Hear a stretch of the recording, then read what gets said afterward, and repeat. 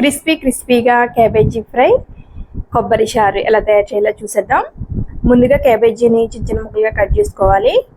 ఆ తర్వాత కొంచెం ఉప్పు, పసుపు, కారం వేసుకుని చీరికలుగా కట్ చేసి పెట్టుకున్న ఉల్లిపాయలను కూడా వేసుకుని ఒకసారి అంతా కలిసేంత వరకు కలుపుకోవాలి. కొంచెం జమాయించినట్టు ఉంటుంది. ఆ తర్వాత పచ్చిమిర్చి, కరివేపాకు, అల్లం తురుము, వెల్లుల్లిపాయలు కుమ్ముకు వేసుకోవాలి.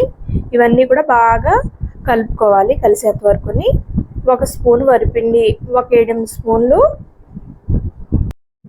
శనగపిండి వేసుకుని ఆనియన్ పకోడీ వేస్తాం కదా, అలాగా కలిసేంత వరకు కలుపుకుని ఆయిల్లో వేసేసుకోవటమే.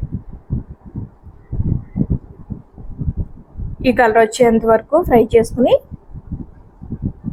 తీసేసుకోవాలి. చాలా క్రిస్పీగా ఉంటాయి.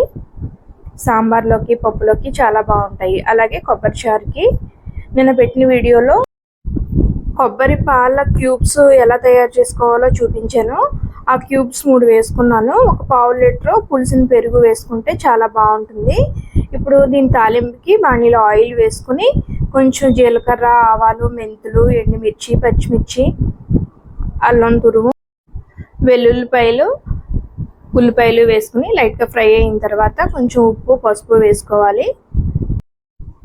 ఇవి ఫ్రై అయిన తర్వాత ముందుగా రెడీ చేసుకున్న పాలని వేసేసుకోవాలి. ఇలా కొంచెం వేడెక్కిన తర్వాత సాల్ట్ అడ్జస్ట్ చేసుకుని డిష్ అవుట్ చేసుకోవటమే.